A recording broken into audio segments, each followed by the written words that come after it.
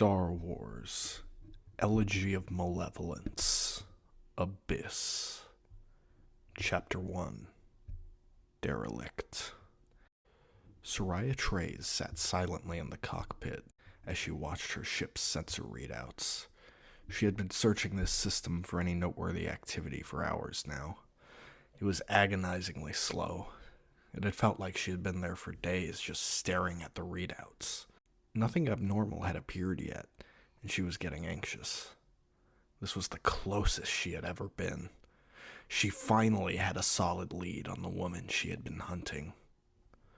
6 years ago, on the day her master died, someone invaded Seraya's mind. It was a dark presence that reached through the Force to tear something from her mind. But it had given her a glimpse into that person's mind as well. She saw a human woman wearing a dark cloak, her features barely visible in the shadows. Seraya was able to see this woman kill her master. She didn't know how or why the woman had reached into her mind, but she knew what she had to do. Seraya knew she had to be the one to find and kill this woman. It had not been easy.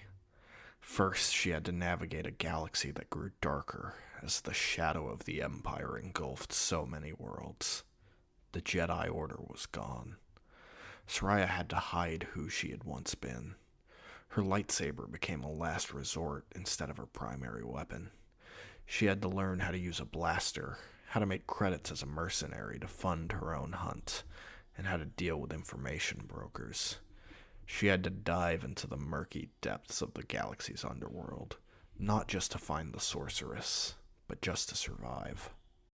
Second, she had almost no information to go off of for her search.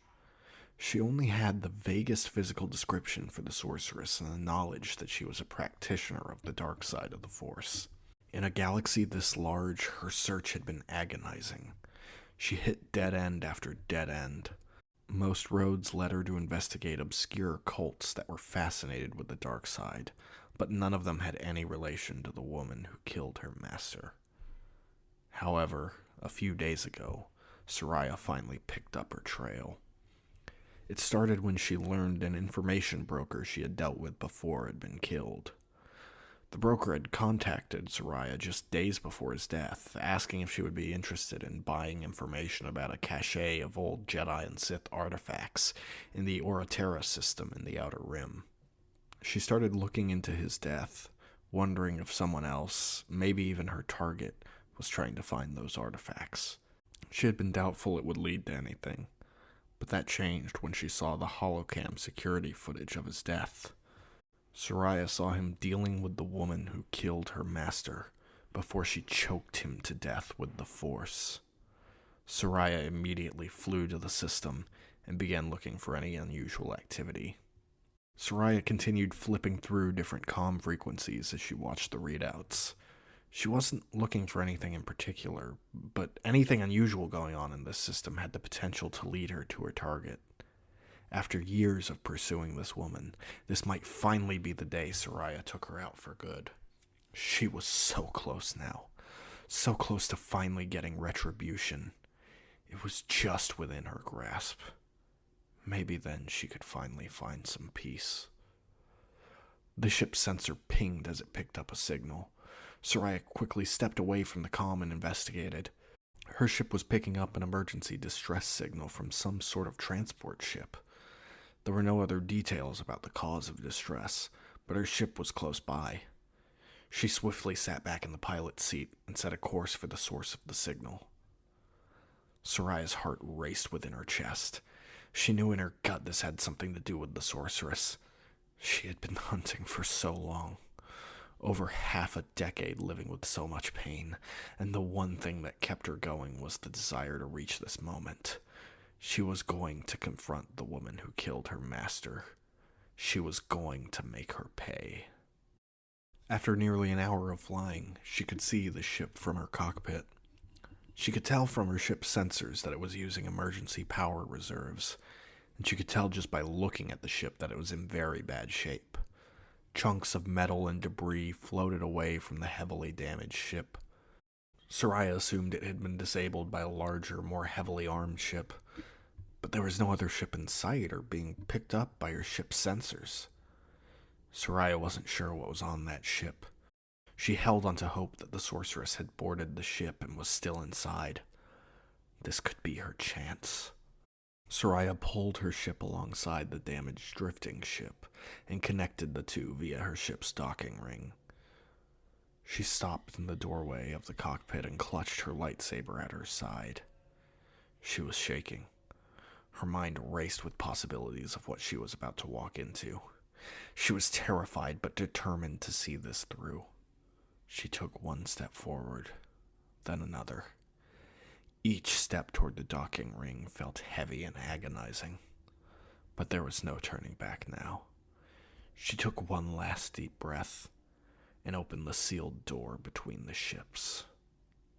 The cargo hold in front of her was dark, lit only by a flashing red emergency light. It alternated between darkness shrouding the room and the red glow illuminating it. What that red light revealed shook Seraya to her core. She saw several mutilated bodies, most of them not in a single piece. She couldn't tell how many there were. Seraya froze, unable to move forward. She just gazed in horror at the corpses. Some of the bodies looked like they had been torn apart by something with claws. Was some sort of beast unleashed into the ship?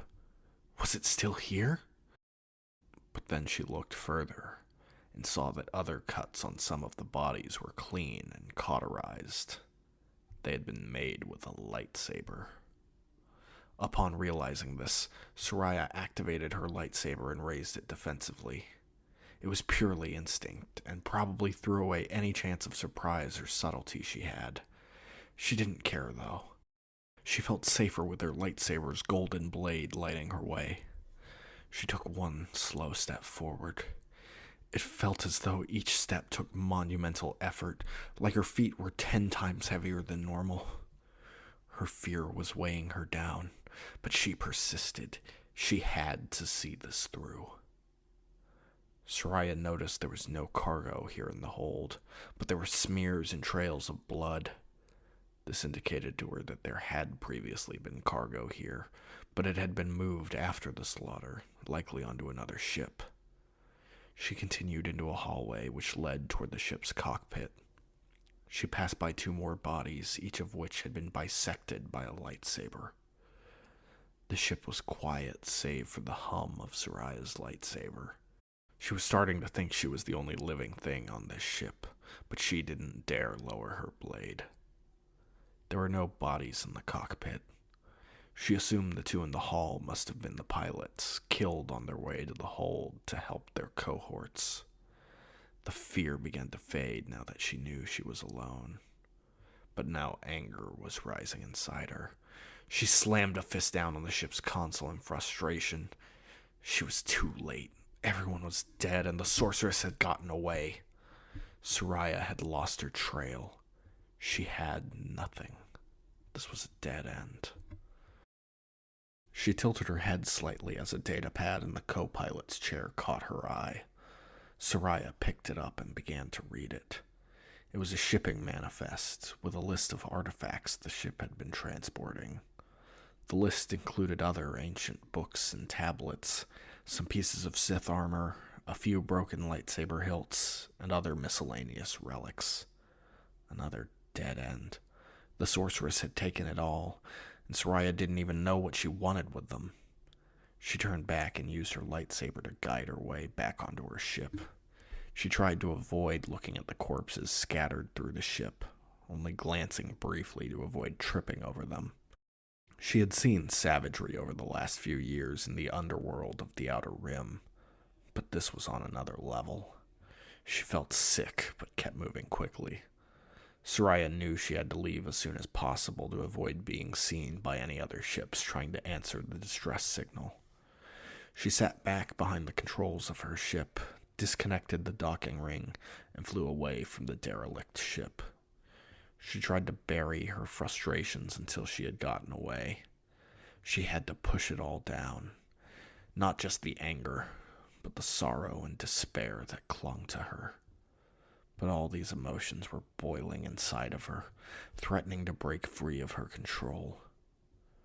There were a series of beeps from her ship's console as it received a transmission. She glanced down at the message and saw that it was sent by Ide Kier, another former Jedi she had kept in contact with since the Purge. Ide had been an old friend of her master, and even helped try to heal her connection to the Force before she began seeking her master's killer. Their relationship had grown somewhat strained since then, and he didn't reach out often. The message was very short and direct. I found some information that might be able to help you find what you're looking for. It was followed by a series of coordinates, which Seraya immediately put into her navicomputer. Ide wasn't a fool. If he thought he had something, he probably did. Seraya had her problems with him, but she still trusted him. With no trail left to follow, she simply had to hope he had something that would actually help her. She let out a deep breath and made the jump to hyperspace. Chapter 2. Assemblage. Diaru Selene sat and tried to clear his mind. He set aside his frustrations and grounded himself in the present moment. He focused on the light breeze that tickled the back of his neck. He made note of how the grass felt against the back of his hands. He took in the smell of dirt and the flowers from Ide Kier's garden. He listened to the sounds of the leaves rustling in the wind. He let his other thoughts fade away, and slowly let his perception of his surroundings leave his mind as well. Diaru focused his mind on the Force. He knew it flowed through all of nature around him, and wanted to focus solely on it. He had been trying to commune with it this way for the last hour to no avail. He was just sitting on the ground, unable to sense it around him. His patience was wearing thin. It was becoming a cycle. Sit, ground himself, clear his mind, listen to the Force, find himself unable to hear the Force, then grow frustrated and lose focus. Diaru groaned as the frustration got the best of him again. "Still nothing," he said. "It's not going to happen right now." He opened his eyes and looked over to Ide. The elderly human man was currently tending to his garden by watering his small bed of flowers. Ide's blue eyes met Diaru's. "Not if you think like that. Please, try it again," he said. It was not a command. Ide wasn't formally any sort of master to Diaru. Since saving Diaru from the Inquisitorius a year ago, he had been more of a guide to Diaru as he immersed himself in the light. Diaru wasn't his Padawan. Diaru wasn't even sure if he wanted to be a Jedi. But he was trying to be better than he once was. He was trying to answer the call of the light, but that was easier said than done. Every day, Diaru felt like he was fighting against his very nature. He had trained for 7 years to be an Inquisitor. He was tortured and indoctrinated into the ways of the dark side. And though he had no memories of his 12 years as a Night Brother prior to that, he was aware of their barbaric reputation. For his entire life, he was submerged in darkness and conditioned to it. And now he was trying to embrace the light. He had felt its warmth, glimpsed it, and even touched it on occasion. But it was a struggle. He was constantly fighting his own anger, trying to suppress the emotions that he once used to strengthen himself through the dark side. It felt like he had made so little progress after a year. He was starting to wonder if he was really capable of change, or if this endeavor was foolish after all. "I keep trying it. I'm getting angry because the Force is silent," Diaru said, trying to restrain himself from lashing out. "The Force is silent because you are angry," Ide said. The elderly human walked over to Diaru and knelt in front of him to meet his eyes. "The will of the Force is like a river we drift through. We do not control the river's flow or speed. We submit ourselves to its currents and let it flow in its own time. We do not fight the currents. We simply float and embrace its flow. Now, try it again. Diaru nodded. He closed his eyes and began the process again. He began to ground himself, smelling the familiar scents of the nature surrounding him. He heard the sounds of birds chirping, but they sounded like they were all flying away. That's when he heard the sound of a ship flying nearby. It was growing louder and sounded close to the ground. For a moment, Diaru was struck with fear. Was it the Empire? Had they somehow discovered the two of them here? Would he be captured and tortured by them yet again? Diaru opened his eyes and let out a relieved breath. The ship wasn't Imperial. It was a relatively small cargo ship by the looks of it, and it was touching down in a small clearing in the forest near Ide's humble home. He quickly stood and felt his muscles tense. He wasn't sure who that was, and even if they weren't Imperial, he was certainly uneasy. Ide placed his hand on Diaru's shoulder, having to reach up to put his hand on the tall, bulky Zabrak. Relax, Diaru. It's an old friend I've invited. Diaru reluctantly relaxed, somewhat confused. For as long as he had been with Ide, he had never received any visitors. They stood and watched as a cloaked figure became visible through the trees. Diaru watched the figure, still on edge as he often was. This paranoia was another lingering trait from his old self that he struggled to vanquish. The figure approached and lowered her hood. It was a young human woman who stood substantially shorter than Diaru. She wore simple black robes and her black hair was cut very short. Her eyes looked tired, and she seemed confused at Diaru's presence. He also noticed the lightsaber hooked to her belt. Was she a Jedi as well? Who's he? She asked Ide, turning away from Diaru. This is Diaru Selene. He's been studying the Force alongside me for the past year. You have a Padawan now? The woman asked. Diaru couldn't tell if she was alarmed by this or just surprised. I'm not a Jedi, Diaru interjected. The woman finally met his eyes.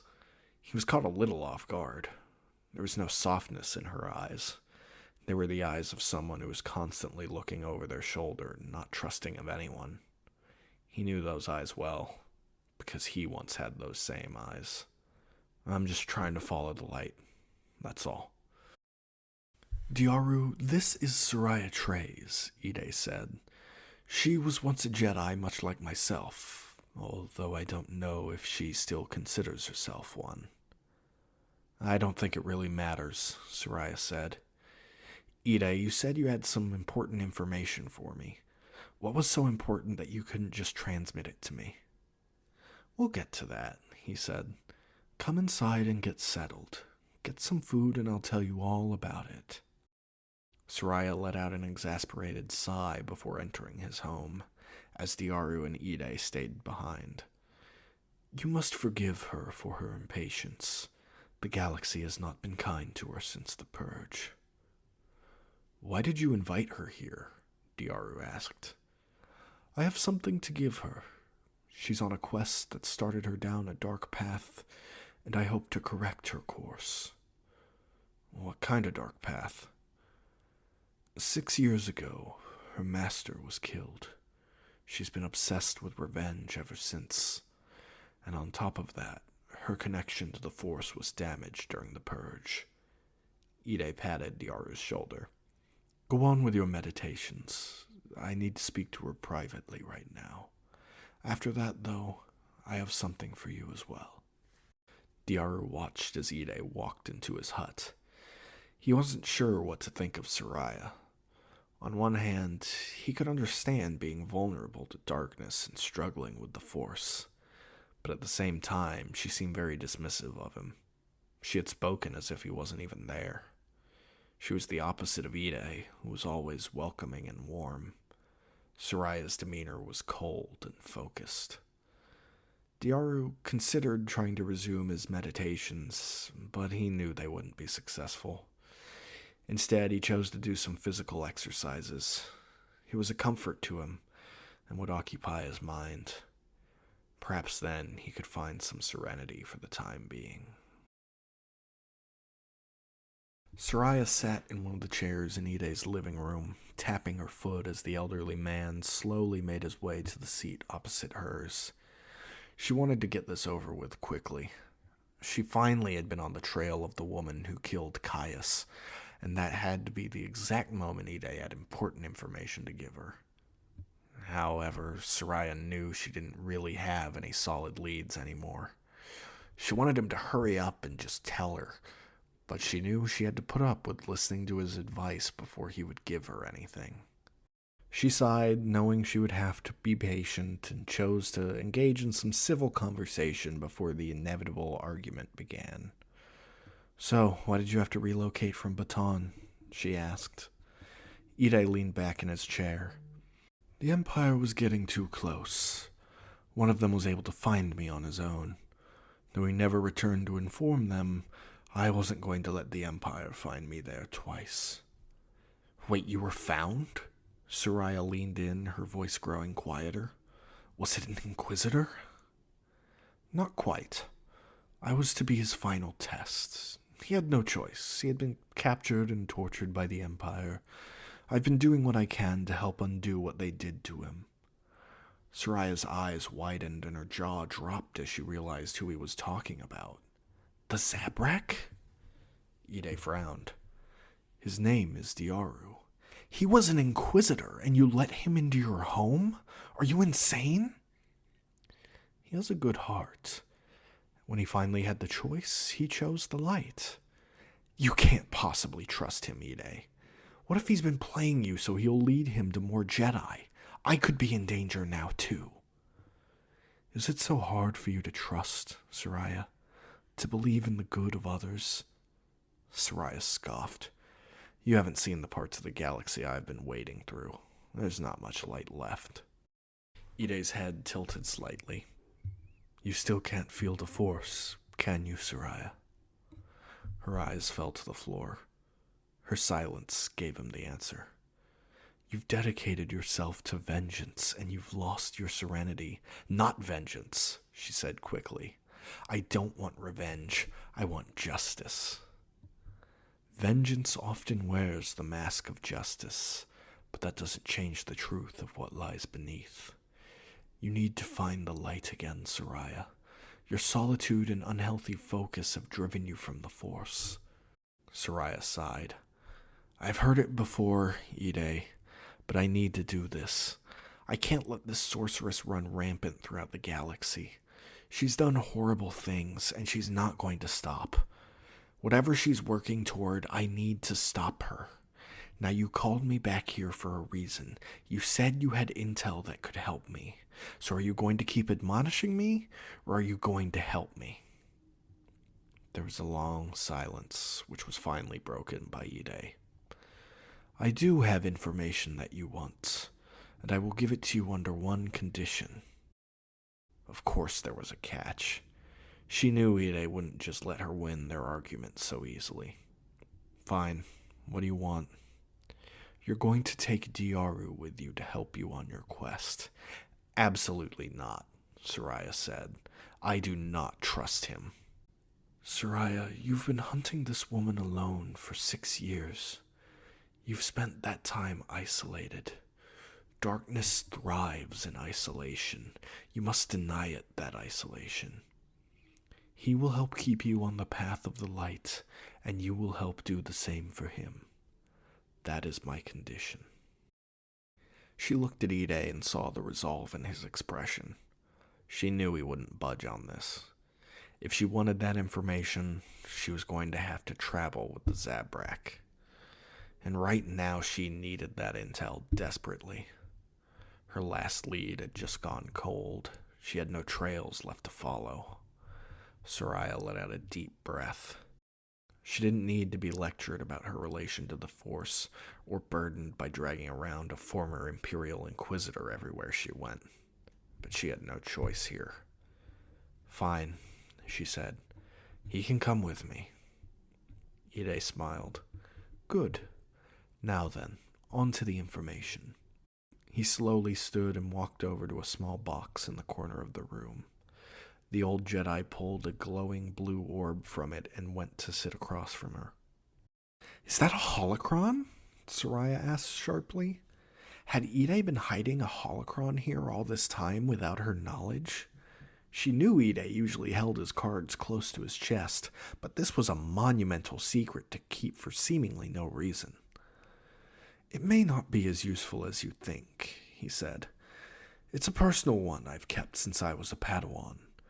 Over the years, I've copied data from the Jedi archives to store it within it. Usually it would just be things that caught my interest. Interesting facts, fascinating historical chronicles, and sometimes unsolved Jedi investigations that I could one day look into. Just whatever stood out to me. But when sifting through some of that data recently, I made a connection. Nothing definitive, but the Force compelled me to give it to you, and thus it must be relevant. What sort of data is it? Seraya asked as she leaned in, now significantly more engaged with what Ide had to say.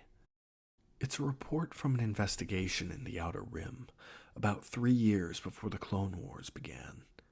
2 Jedi were sent to look into a fortune-teller who was suspected of using dark side magic to make her prophecies come true. They determined the woman was not Force-sensitive. However, her daughter had recently stowed away on a merchant ship to leave their planet. The Jedi were never able to track her down or determine if she was Force-sensitive. But you think she became the sorceress who killed Master Caius? I think it's a valid possibility given that the Force compelled me to share it with you. The report contained the navigational data for the planet and the village where the Jedi investigated. You and Diaru can pick up the trail there and perhaps find something those Jedi missed. Seraya reached out her hand to take the holocron, but Ide pulled it back. I'll give it to you tomorrow. Get some rest tonight. You and Diaru have a long journey ahead of you. Seraya let out a frustrated breath, but she understood his reasoning. He didn't want her running off with the holocron in the middle of the night to go back on their deal. Thank you, Ide, Seraya said. I know you and I have not often agreed over the last few years, but this is going to help a lot. Ide bowed his head in acknowledgement and started toward the door. He stopped as he opened the door and looked back at her. I miss him too, Seraya. I wish Caius was still with us. It's okay to grieve, but don't let that loss define you. He closed the door behind him, leaving her alone once more. Ide, are you sure this is a good idea? Diaru asked. This day had absolutely not gone as planned. First, this Jedi he had never heard of suddenly arrived. Now, Ide was telling him he should go with her and help hunt down some practitioner of dark side magic. What was he thinking?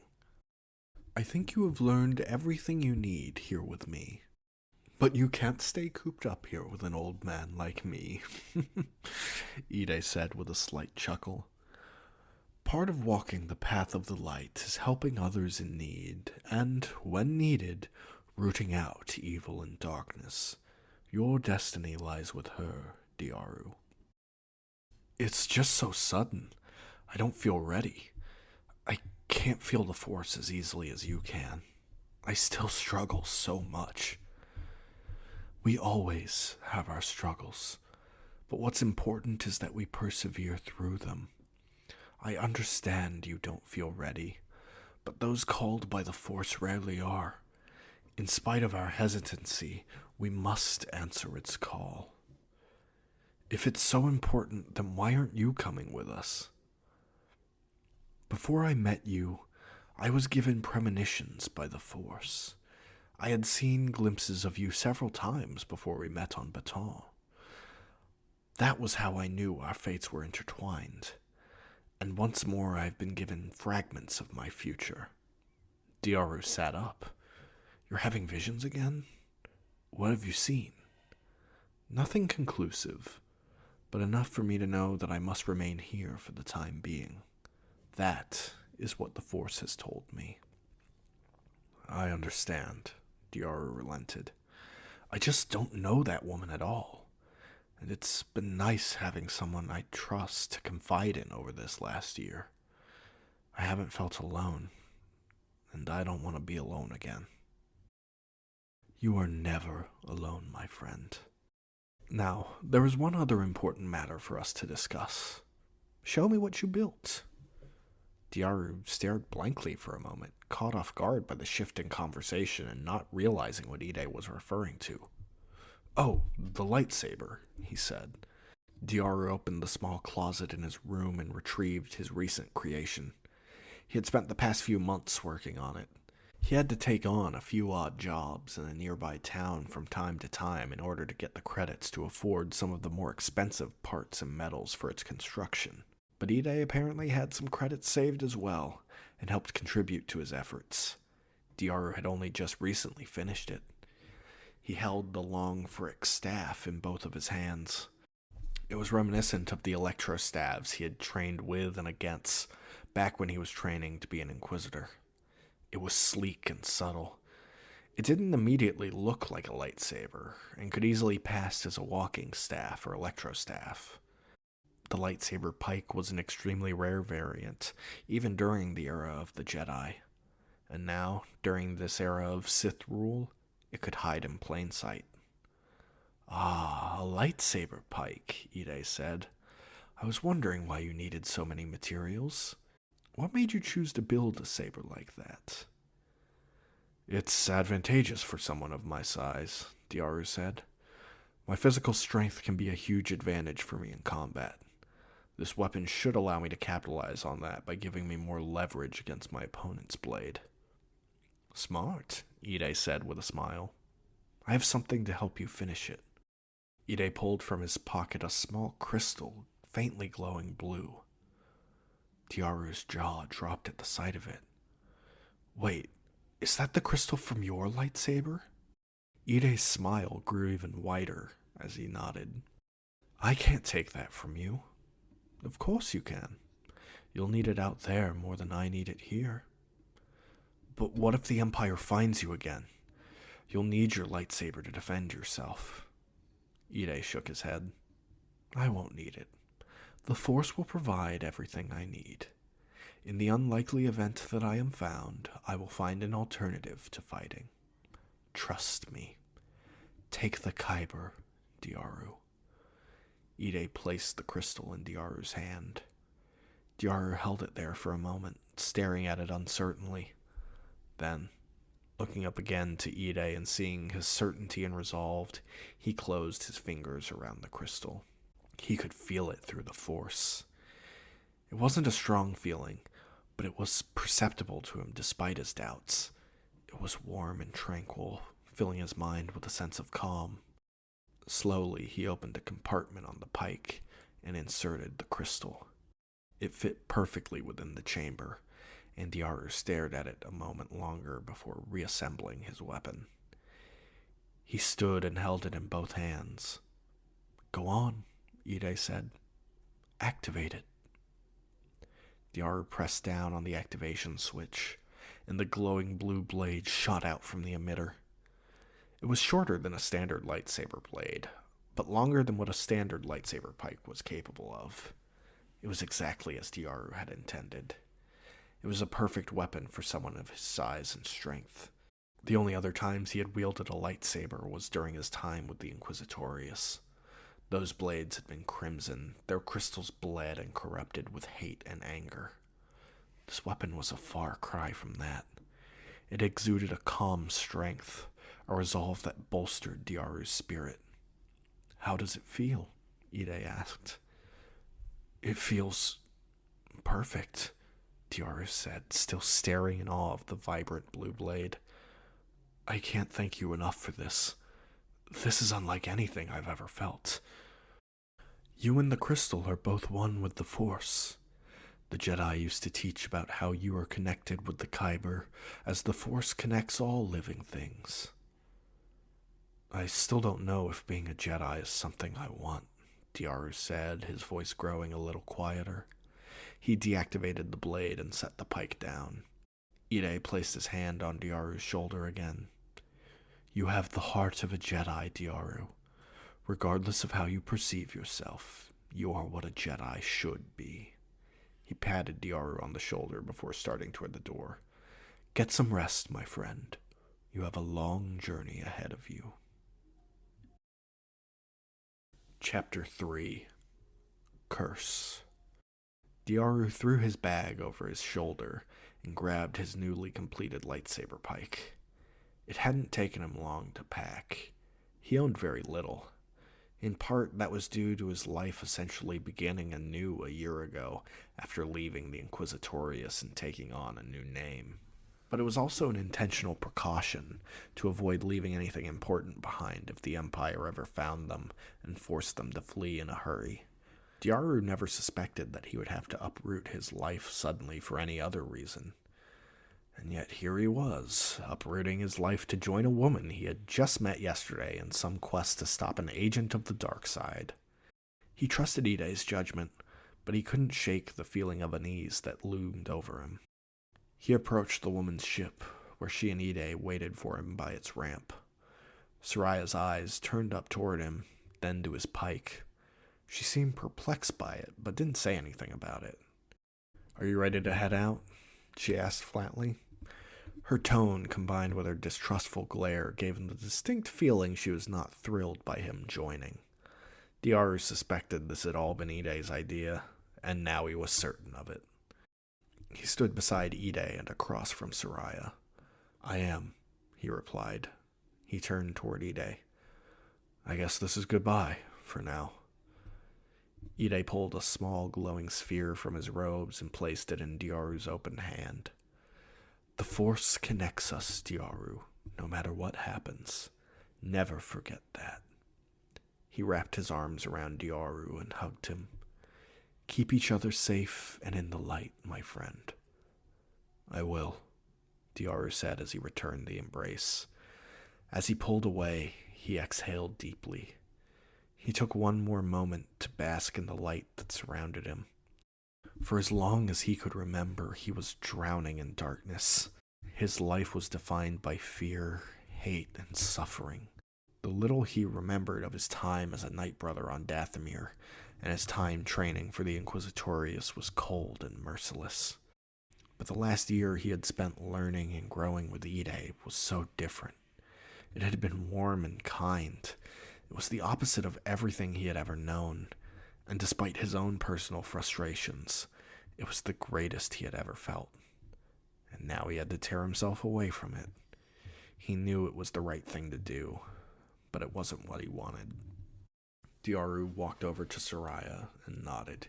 He handed her the holocron, which she swiftly took. Thank you, Ide, she said. I'll contact you and keep you posted about what we find. Of course. May the Force be with you both, the old man said with a bow. Seraya turned and started up the ramp. Diaru took one last look at Ide, who nodded at him. Diaru reluctantly turned and followed her up the ramp. There's a handful of small rooms on the right side of the ship, Seraya said as she walked toward the cockpit without turning to face him. You can pick any of them for yourself. Diaru hastily dropped his bag and his pike in the first available room he saw before following her into the cockpit. Seraya was already connecting the holocron to her ship's navicomputer. He sat beside her in the co-pilot seat. I can fly the ship on my own, she said. She started the ship's ascent into the atmosphere. No co-pilot necessary. You can go get settled in if you want. Look, I know me being here probably wasn't your choice, Diaru said, cutting through her attempt to dismiss him with false pleasantries. I know you don't trust me. Seraya made no attempt to deny it. She brought the ship out of the atmosphere and began preparations for the jump to hyperspace. You're right. Ide gave me the intel under the condition that you accompany me. No offense, but I'm not looking to get to know you or be your friend. I've got a mission, and I intend to complete it. So you don't have to sit up here and get to know me, Diaru. I know, he said. I know what it's like to be distrusting like that. I'm not here to convince you that you can trust me. I'm staying where you can see me, so you don't have to worry about what I'm doing behind your back." For the third time since they had met, Seraya looked Diaru in the eye. He was initially intimidated by her gaze, given how much she ignored him as much as she could until now. This time, however, when she looked at him, her face conveyed respect. She didn't say anything more, but brought the ship into hyperspace and made no further objections to his presence in the cockpit. "This is a nice ship," Diaru said after a minute, shifting the subject to something more casual. "It's a ZH-25 Quester," Seraya said as she began searching through the holocron's holographic projection of its data. "It was payment for a job I did on Nar Shaddaa a couple years ago. I normally wouldn't have gotten a freighter this big, but it gets me where I need to go." "Does she have a name?" "I never bothered with one," Seraya said. "My ship's an efficient tool, nothing more. No sense in getting sentimental over it." "That's fair, I guess," Diaru said. "So what does the holocron say about the planet we're headed to?" Seraya continued scrolling through the holocron's data about the planet. "It's called Odin Tree. It's a small world. There's just a few villages scattered across the planet. Farming communities, according to the Jedi report. We'll go to the one they visited and see if we can find any leads on our target." "Do you think we'll find anything? That report was from almost 15 years ago." "It's better than nothing. Even if it just gives us a name, we'll have something to look for." Diaru nodded. He couldn't help but watch Seraya as she studied the report, reading it again and again. She was so focused on her singular goal. Ide said that she was seeking vengeance, yet the hate that emanated from her was weak, or at least it felt that way. Perhaps it was due to her damaged connection to the Force, or his lack of aptitude with sensing it. He couldn't say for certain. He tried not to stare at her for too long, wary of invoking her sense of paranoia. He instead decided to close his eyes and try to meditate on his current situation.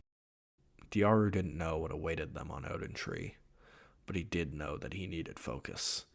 He was out of the environment he had grown comfortable in. He had stepped out of the light and taken a step back into the shadows of a dark galaxy. He hoped he could carry and preserve the light within both Seraya and himself. Seraya brought the ship down near the village. There was no docking bay or port for her to land in, so she instead chose to land about half a kilometer from the village. She didn't want them to perceive their arrival as invasive or threatening, but wanted to be a relatively short walk away from the village. She looked over at Diaru as he opened his eyes. She wasn't sure if the muscular Zabrak had been asleep or meditating. It was hard to tell, especially without being able to sense his presence through the Force. She hadn't even tried meditating in years. She hadn't wanted to open her mind to the Force again, not after the sorceress had invaded her mind 6 years ago. If she tried to reconnect now, her mind would be vulnerable again. It was better this way. She could remain safe and hidden until she found the opportunity to destroy her target. It was a tactical advantage she wanted to maintain for as long as possible. Diaru stood and walked to his room, returning with his pike in hand. Seraya had never seen a lightsaber pike in person before. Even before the fall of the Jedi Order, she had never seen another Jedi wielding one like that. While the Temple Guards had wielded variations of the lightsaber pike, they bore more resemblance to traditional saber staffs, albeit with shorter blades. "I'm ready," he said with a nod. "What's the plan?" "I'll start by asking the locals about the fortune teller and her daughter. Hopefully we'll find something that the other Jedi missed, maybe even the fortune teller herself." "And if we don't?" Seraya didn't respond. She simply lowered the ship's ramp and began her descent. She could hear Diaru's footsteps behind her. She could tell he was a few paces behind her, and thus she didn't need to keep looking over her shoulder to keep an eye on him. If he tried to ambush her, which she admittedly doubted he would, she would have ample time to draw her own lightsaber and fight back. They walked through the dirt and mud toward the small town.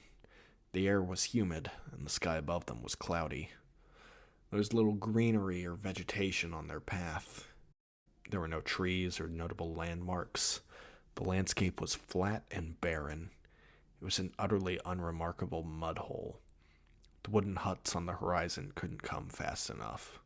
Seraya had certainly been to worse places, but so far Odin Tree was not making a good impression on her.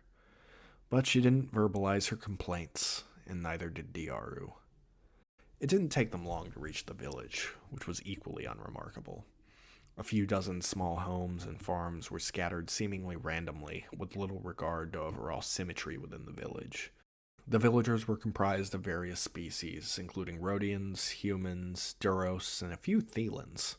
They were all staring at Seraya and Diaru. She wasn't surprised. There wasn't a port in sight, much less a ship. These people likely didn't get off-world or see visitors often. Some of the villagers went back into their homes as they walked. Others stayed out to keep an eye on them, but nobody said anything to them. She wondered if it was in part due to Diaru's presence. Zabraks were naturally intimidating due to their horns, but Diaru's horns were only a minor contribution to his intimidating appearance. He was muscular, almost 2 meters tall, and covered head to toe in black and yellow tattoos. Seraya, on the other hand, was often underestimated by those who initially saw her, especially during her time as a mercenary. Many people were quick to assume the short human woman didn't pose much of a threat, and those who acted antagonistically off that assumption wouldn't realize their error until it was too late. It often gave her an edge, though with Diaru by her side, it was somewhat negated. Seraya stopped as she noticed something about one of the homes. The front door had several deep scratch marks etched into it, as if something had tried to claw its way in. She walked toward another home and noticed more of those scratches. Diaru saw that she had stopped and looked at the door. "We're on the right track," Seraya said. "She's here." "How do you know?" Diaru asked. "I found a ship that the sorceress attacked recently. She had slaughtered the entire crew, but some of them had been killed by something with claws." "You shouldn't be here," a voice spoke up. Seraya turned to see a male Thelan looking down from the second-story window of his home. He looked aged and weary. "We're looking for a fortune-teller," Seraya said back. "She's dead," the man replied. "Died a few years back, and we're still dealing with the curse she left behind. That's why you shouldn't be here." "Curse? What curse?" Diaru asked. "Our village is constantly attacked by storms, monsters, and vengeful spirits. Things were strange when she was alive, but the deaths were minimal. It's gotten worse in recent months. You should leave while you can. They usually come out at night." Seraya looked toward the sky. It was hard to tell due to the cloudiness, but the sky was steadily growing darker. As she did, the sound of bells began to ring out from somewhere in the village. The Thelan promptly shut his window, and she could hear people running to their homes. It was some sort of alarm warning of imminent danger. Seraya ran toward the source of the ringing bells, which led her to the edge of town. As Diaru caught up beside her, she saw the cause of the alarm. 5 creatures were charging toward the village. Their front 2 legs had claws, but their back 2 legs were hooves. They were covered in black fur, possessed large snouts, and appeared to have no eyes. Their tails were rigid and covered with scales, but had a pointed tip. They resembled an insect's stinger and seemed out of place on the creatures. The final unsettling aspect of the beasts were the jagged bones protruding from their underbellies. They pierced through the skin and out a few inches from the fur. Seraya knew these were likely the creatures that helped the sorceress slaughter the crew of the cargo ship. She couldn't afford to use a half measure. Instead of drawing her blaster, she drew her lightsaber. Seraya ignited its golden blade and turned to Diaru. He placed both hands on his pike and activated it. The pike emitted a short blue blade which Diaru kept pointed low to the ground. He bent his knees and lowered himself slightly before turning to Seraya. She assumed a similar offensive stance and prepared to fight. Chapter 4. Witch. Seraya ran toward to attack the charging creatures. She slashed horizontally at the one leading the pack. Her golden blade just barely missed its head as it reared back at the last second. It jumped backwards, putting some more distance between itself and her. The other four broke off from their formation, spreading out to run throughout the village. Seraya didn't see where Diaru went, but she didn't tear her attention away from the threat in front of her. She held her blade at a slight angle, guarding her body from the immediate threat. She stared into the beast's face, though there were no eyes looking back at her. It was perhaps the most disturbing aspect of their appearance. She wondered if it did grant her some sort of combat advantage. It likely relied on its sense of smell or hearing, but she didn't have anything on hand that could interfere with its sense of smell. But she could minimize the sound she made. She had a dangerous idea. It was risky, but not the most risky thing she had done in the last 6 years. Seraya deactivated her lightsaber, thus eliminating the hum of the blade. The creature's ears immediately stood up. Its nostrils flared and it lowered its body toward the ground. The bones protruding from its belly grazed the dirt beneath it. Seraya stood still, focusing her breathing to try and make as little noise as possible.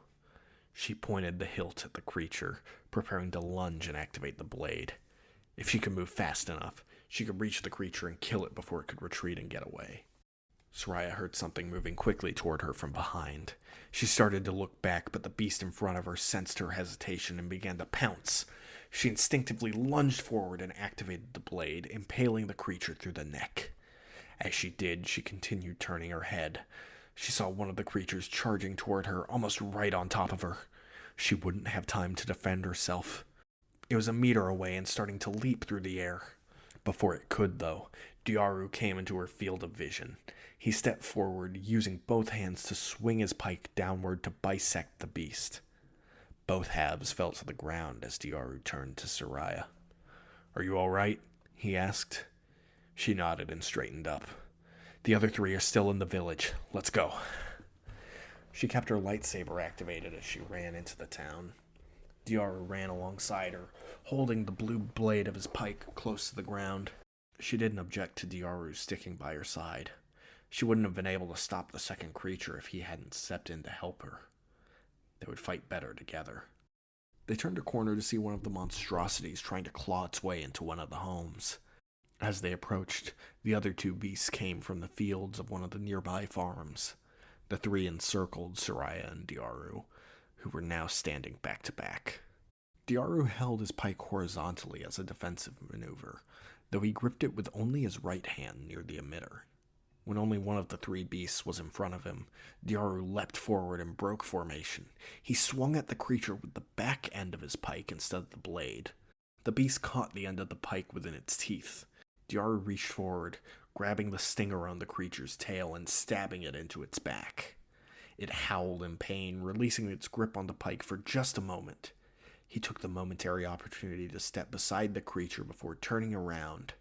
Then, with one smooth motion, he spun the pike through the air before jabbing it into the beast's side. With only two of the beasts left, he stood side by side with Seraya again. Without the advantage of numbers, the beasts no longer had the upper hand. But they weren't backing down. Evidently, their instincts didn't compel them to run. The two creatures jumped in unison, their claws pointed straight at Seraya. She swung her lightsaber wide through the air, cutting through both creatures with a single strike. Their bodies fell to the ground in front of her.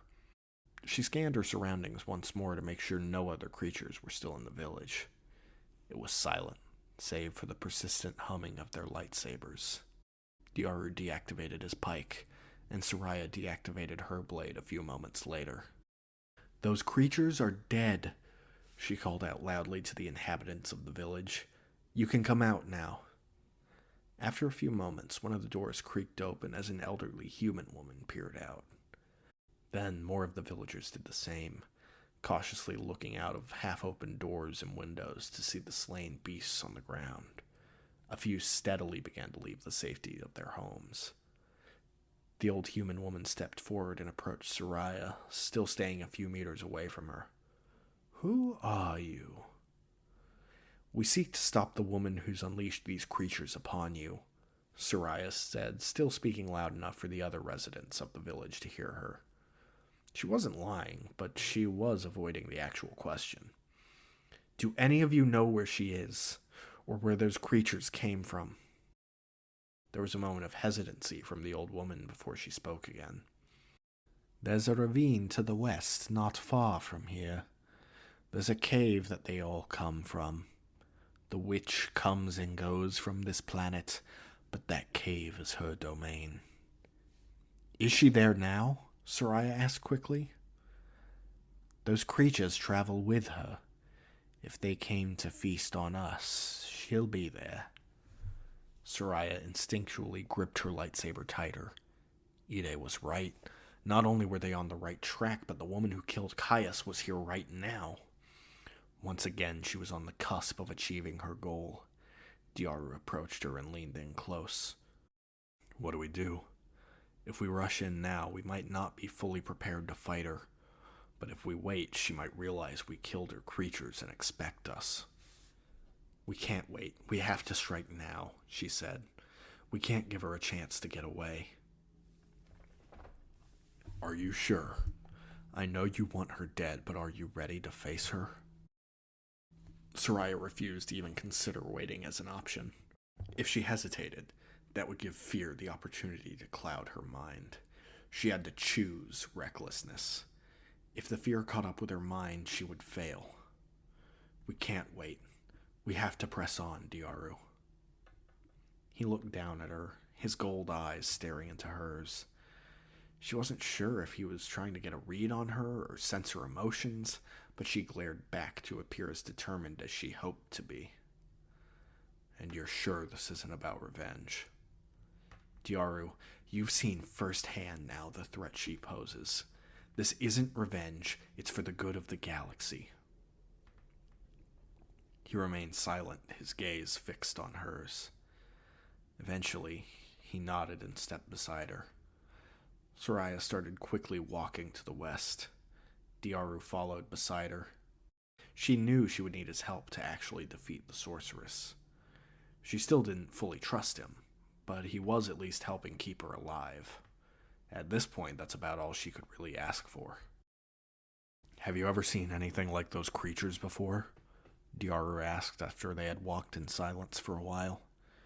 No, Seraya replied. They didn't seem natural, though. The hooves, the stingers, the bones, none of them seemed congruent with their bodies. Maybe they were genetically modified, he suggested. If she made them to be predators, maybe this was a test. Use the villagers as prey to gauge their strengths. Seraya wasn't sure. The corpses on the derelict cargo ship suggested those creatures were ready for combat. Unless these creatures were different from the ones who had killed the crew of that ship. There could be more in the ravine, but she couldn't say for certain. She didn't verbalize any of these thoughts to Diaru. It was purely speculation on her part, and she didn't want to plague his thoughts with doubt. They both needed to be at their best to face her. They continued wordlessly for nearly an hour. It was getting darker. It was hard to tell if it was officially night on this planet due to its cloudy night sky. Seraya could still see well enough, though, but that could change if the skies continued to darken. It was gradually growing colder, too, as wind began to pick up around them. Finally, they reached the gorge the old woman had described. Seraya stood near the edge and looked down. It was about 20 meters deep, and its walls were lined with jagged rocks. She scanned her surroundings and saw something sticking out of the ground near one end of the ravine. She approached it and realized it was a small post placed securely into the ground. There was a cable attached to it that descended into the depths of the gorge. She could tell it was meant to be a rappel. She wasn't sure if the sorceress had placed it there, or if others at some point had gone looking for her. Seraya pulled a set of gloves from her back pocket and put them on. She had begun keeping them as part of her gear when navigating the criminal underworld. She still kept most of that equipment with her for situations exactly like this. She grabbed a hold onto the cable and stood on the edge. She paused for a moment and looked at Diaru, who had no protection for his hands. "Will you be all right?" she asked. "I'll be fine. I'll just go down slower." She held onto the cable with both hands and began rappelling down into the ravine. She would drop a few meters, stop by placing her feet against the rocks to lose momentum, and repeat the process again. When she reached the bottom, she looked up. Diaru was doing the same, though significantly slower. It was almost painful watching him slowly and inelegantly descend to the ground. He nearly slipped off the rocks when slowing his momentum a few times and had to catch himself. Seraya could see the mouth of the cave just a few meters away from where they were. Part of her wanted to rush ahead and start scouting the cave, but she didn't want to repeat her mistake fighting the first of those creatures. She didn't really want Diaru watching her back, but she did need it. Diaru eventually landed beside her and let out a deep breath. He started toward the mouth of the cave and stopped to look inside. She couldn't see far into it due to the dim lighting. Once they got inside, she could use her lightsaber as a light source. She took a few steps forward and looked back at Diaru. He was still standing still instead of following her. His eyes were wide and he stared blankly. "What is it?" she asked in a hushed tone. "You can't sense it?" he asked quietly. She shook her head instead of bothering to explain how she had chosen to block out the Force. "This place is strong with the dark side. I haven't sensed darkness this strong since..." His voice trailed off. He didn't need to finish the thought. Whatever darkness he felt was comparable to the Empire. Fear had gotten its grasp on him. Seraya walked back over to him and leaned in close, keeping her voice quiet. "Diaru, I know it's terrifying, but we can't turn back now. She's a danger to the people of this world and beyond, and I can't face her alone. As much as I hate to admit it, I might not be strong enough to best her. I need your help." Diaru looked down at her. He exhaled the fear, and his face took on an expression of resolve that was similar to her own. "I know. I'm not backing down. It's just a lot." He activated the blade on his pike and outstretched it to illuminate the cavern. "Let's go." Seraya activated her own blade in turn and steadily walked beside him. Though she tried to hide it, the fear had begun creeping its way into her mind. Despite her best efforts to block it out, something about venturing into this cave had rattled her. Perhaps it was the nervousness about finally being on the precipice of reaching her target. Or perhaps it was seeing the tough, enormous Zabrak by her side become so shaken by sensing the presence of the dark side here. The possibility that terrified her the most was that she wasn't as disconnected to the Force as she thought, and some part of her mind still perceived that dark presence. If that were the case, the sorceress could perhaps invade her mind again. If Seraya was lucky, she could kill her before that ever happened. Chapter 5. Cabal. Seraya continued alongside Diaru deeper into the cave. It gradually became a downward slope, leading them deeper and deeper underground. It wasn't just a cave, it was a tunnel. It was about 4 meters wide and equally tall. Seraya noticed that the tunnels didn't seem to be natural. There were no jagged rocks protruding from the cave. They were relatively smooth and even, as if something had dug them. She knew it likely hadn't been dug out with technology. The people of this humble world most likely didn't have the sort of mining technology to dig this tunnel. She was beginning to wonder if something living had dug it. "How do you think this goes?" Diaru asked. "I have no idea. But we need to watch our surroundings. Whatever dug this tunnel might be down here too." "Probably another one of her abnormal creatures," he remarked. They continued until they reached a larger open chamber. It was hard to gauge its size due to the darkness, so Seraya hugged the wall, using the yellow glow of her lightsaber to light her path. Diaru walked the opposite way after watching her for a moment. Seraya looked to him as the blue glow from his pike grew fainter as he got even further away. He was almost 20 meters away from her now. Seraya stopped when she came across another tunnel. "I found a path," she called out. "I found 2, Diaru called back. "I can see a few more openings higher up, too. There's lots of tunnels to choose from." Seraya stopped. She wasn't expecting a labyrinth of tunnels. She had hoped the path would be straightforward, but evidently that wasn't the case. Do any of yours have footprints? Any indication that someone has been through them? Not that I can see. Diaru stepped away from the wall of the cave and cut across toward her. I can try and reach out with the Force. Maybe I can sense something useful if I focus. Will you watch my back? Seraya nodded. Diaru exhaled before deactivating his pike, leaving Soraya's golden blade as their only source of light. He knelt down on the rough ground, placing his pike in front of him. Seraya stood behind him and watched as he took several deep breaths. His fingers grazed a few small stones along the ground. She could recognize the technique. It was one Ida had taught her years ago when she had been staying with him prior to her master's death. He was grounding himself by taking in his surroundings. It was a way of feeling the force in one's environment. She hadn't tried it in years. Seeing him meditate filled her with sorrow. She used to regularly meditate with her own master after missions. Caius would sit by her side, usually talking with her about whatever they had just gone through. It was calming, and a way for both of them to learn and grow together. She missed that. Not only had she neglected meditation and self-reflection these past few years, but she had nobody to help guide her. She was alone. As the galaxy had been engulfed in darkness, she wished she had something like that now. But it just wasn't possible. She had to push away the Force, and she had to focus on her target. I think I have it, Diaru said. There's a path that emanates more darkness than the others, and that's where we'll find her.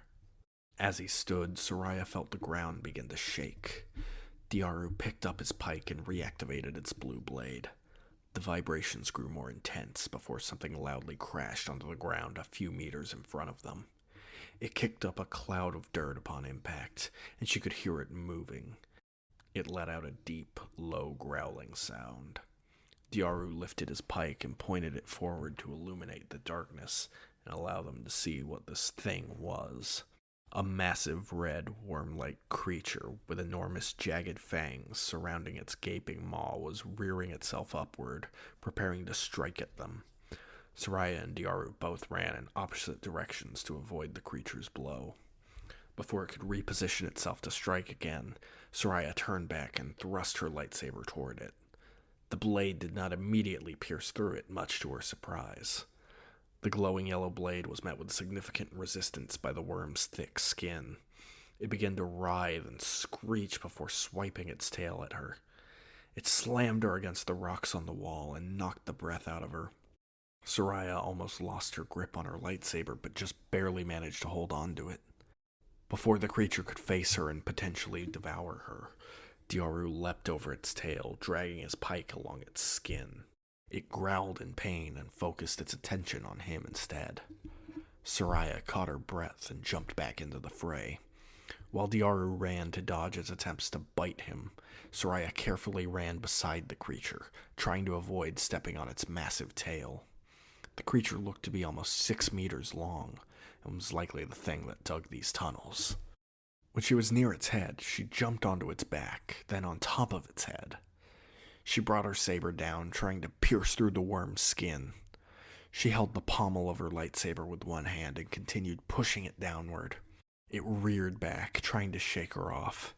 As it did, Diaru ran beside its body, again dragging his pike behind him and along the creature's flesh. This attack left a streak of black singe marks along its body, and its attempt to throw Seraya off grew weaker. She continued forcing the blade through, finally sinking the majority of the blade through its head. As it began to fall over, Seraya jumped off its back and landed safely on the ground. She turned back to see the creature curl up and finally cease moving. Diaru ran up to her and helped her to her feet. "Are you okay?" he asked breathlessly. She pulled away from him once she could stand. "I'm okay. It'll take more than one hit to keep me down. Which way do we go?" Diaru waited a moment before looking away from her and leading the way. Seraya followed close behind him. She held her lightsaber close to her chest. It still ached from the blow the creature struck on her. She didn't think any of her ribs were broken, but she was definitely bruised. Her heart was still racing after the fight with the creature. The tension and fear were starting to get to her. She gripped her lightsaber tighter. A part of her wanted to turn back, but she knew she couldn't. Not when she was this close. She couldn't let her fear show either. Diaru was already shaken by what he had sensed prior to entering the cave. If he could sense her doubt as well, it might hinder their chances. He had proven a capable fighter here, and she didn't want to cloud his mind with any more fear. Finally, they saw light ahead of them through this tunnel. It was only a dim glow, but it meant they were about to enter the lair of the sorceress. Seraya's footsteps began to feel heavy again, but she pressed on regardless. She could feel sweat across her brow. The same nervousness she had felt just before entering the derelict ship had returned. Seraya stopped and looked across the chamber as they came to the end of the tunnel. It was a stark contrast to the rest of the tunnels. While it was essentially still a cave of smooth rock, it was filled with crates and tables. There were large tubes along the wall filled with liquid, each of which had creatures floating within them. They appeared to be similar creatures to the ones that had attacked the village on the surface, though not fully grown. Something else in the corner of the room caught her eye. She walked over to a small platform with several electrical cords placed on top of it. Upon inspection, she realized it was a charging station for speeder bikes' power generators. Seraya rushed to the station's computer terminal and checked the logs. 4 speeder bikes had just been disconnected 20 minutes ago. These tables were cleared off in a hurry, Diaru said. I think she knew we were coming. Damn it! Seraya yelled, slamming her fist into the terminal. She left some things behind, though, Diaru said in an attempt to calm her down. We might be able to find clues about what she's working toward or where she's going. Seraya didn't respond, instead glaring at the charging station. Suddenly, a chill ran down her spine as realization struck her. The log said there were 4 speeder bikes here, not just one. She isn't alone.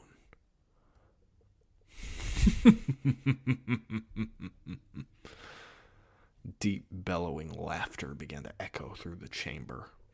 Seraya reactivated her lightsaber as she and Diaru both faced the source of the laughter.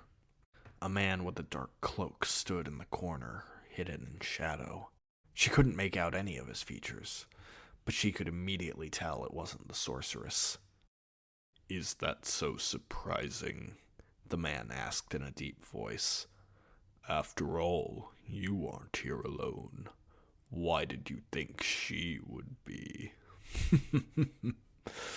The man laughed again and took 2 steps forward.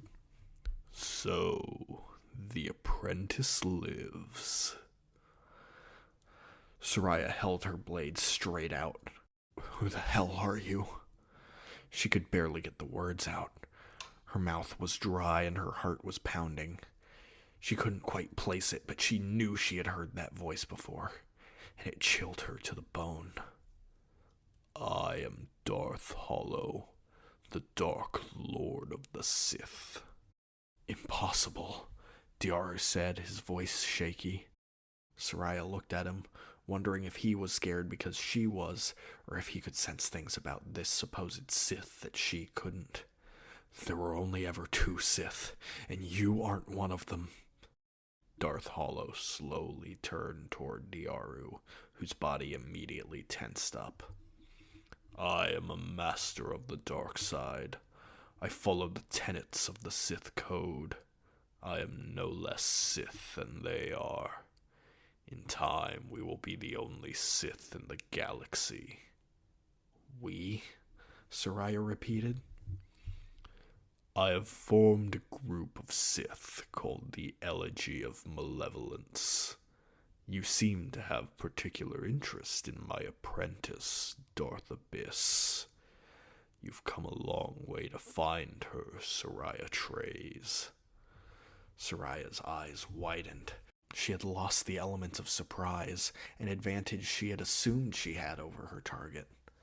But if this man was telling the truth, and she was part of some cabal of Sith Lords, Then Seraya and Diaru were in way over their heads. I must confess, I am surprised to see you alive, Hollow said as he began circling them. They both pivoted, never looking away from the cloaked figure. We knew somebody had been pursuing Abyss, but we weren't sure who. It is quite the pleasant surprise seeing you here. I had assumed you were killed in the Purge. At least that's what Caius thought when we killed him. Seraya acted on pure instinct and rushed forward, raising her blade and bringing it down in a diagonal slash before the man could do anything in defense.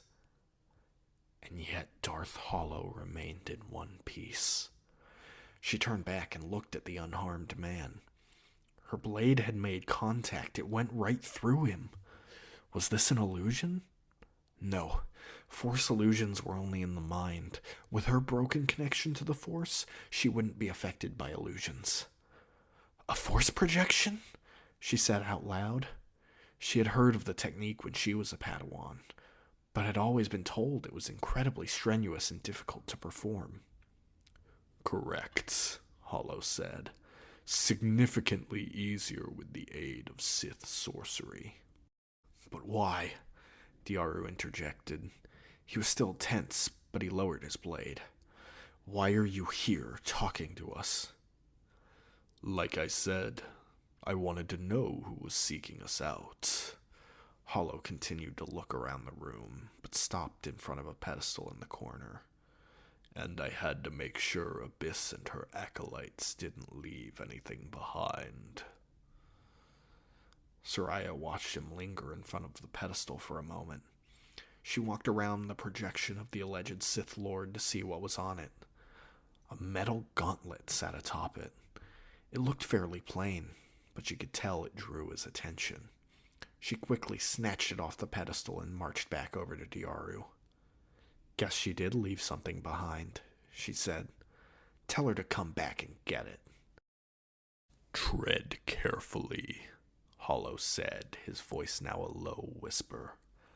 The last Jedi that sought us out died in disgrace.